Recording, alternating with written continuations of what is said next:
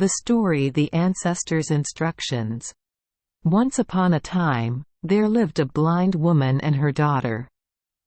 Every day, her young son braids straw sandals to sell and buy things his mother likes. The mother always told him, "My filial son, even if I look all over the world, there is no one like you. How happy my mother is. It's just a pity that my mother's eyes are blind and she can't see her child." See fairy tale. The son heard that and told himself that he would find a way to help his mother's eyes shine again and kept chanting. One night, he dreamed and heard a commandment. "On the mountain is the world of fairies, go there and ask." The next morning, the young man got up early and asked around the village, "Do you know where your fairies live?" "Where? But no one knows." The boy told his mother, "Under the sea is the dragon palace, so it is not strange that on the mountain is the world of fairies. I will try it and see how it goes." Having said that, he pounded the barley, kneaded the dough to make cakes and put them in his bag, and set out to find the world of the fairies. Leaving home, after walking for a while, he met a rich man in the village. The rich man asked, "Where have you gone so early in the morning?" The young man replied, "I went to find the fairy to ask if there was any way to make my mother's eyes bright again." Hearing that, the rich man said, "Just in time.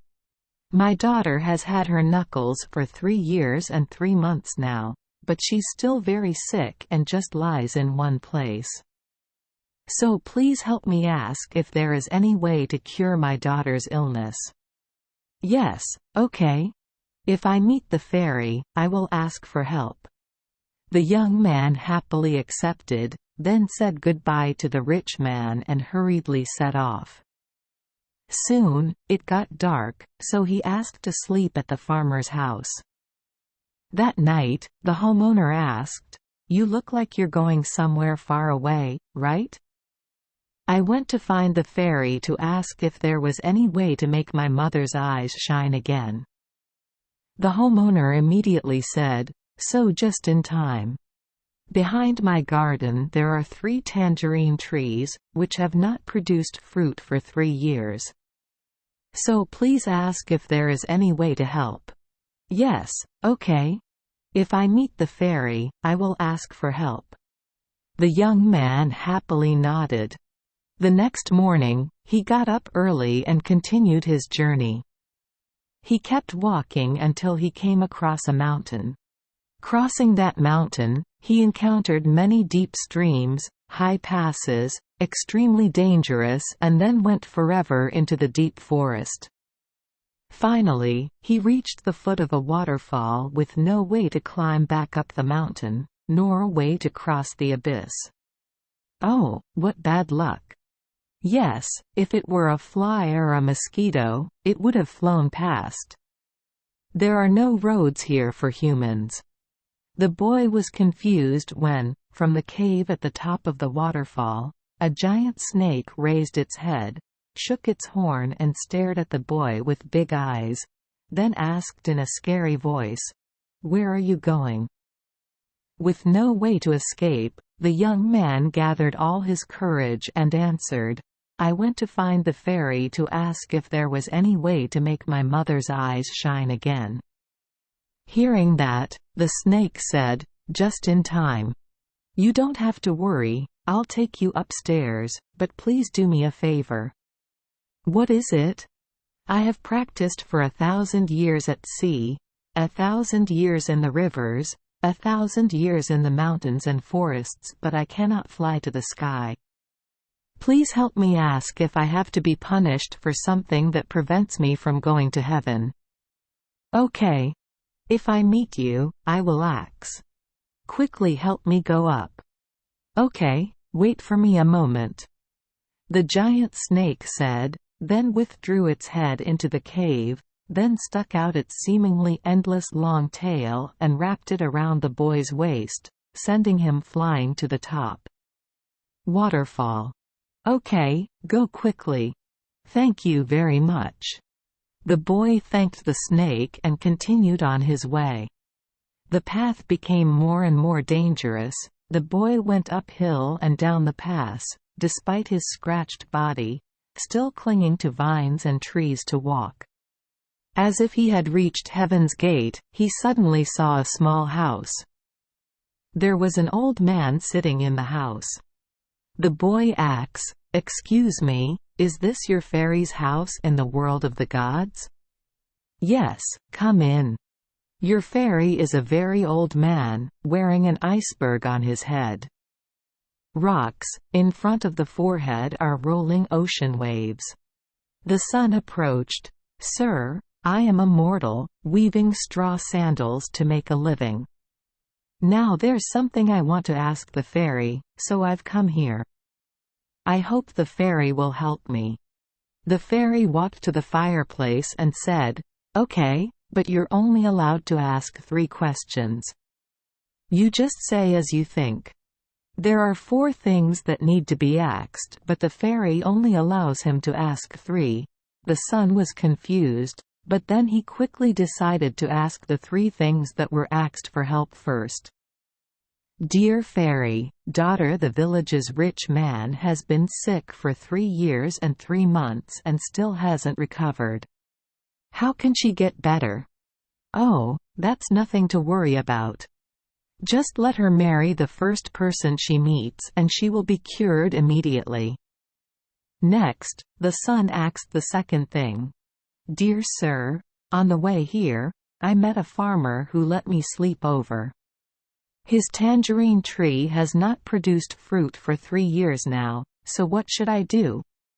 "That's because under the tree there is a box of thousands of taels of money. Because of the toxic gas emitted from it, the tree does not bear fruit. Every time you dig up the money box, the tree will produce fruit again like before. Dear fairy, there is a snake that lives in a waterfall in the deep forest. It has been cultivating for so long but still cannot ascend to heaven. Please tell me the reason. It's because the snake's head has a fossilized gem. Just take that stone out and your wish will come true." The fairy has fully answered 3 questions. The son bowed his head and set off to return home. He returned to the waterfall where the snake was waiting with its long neck.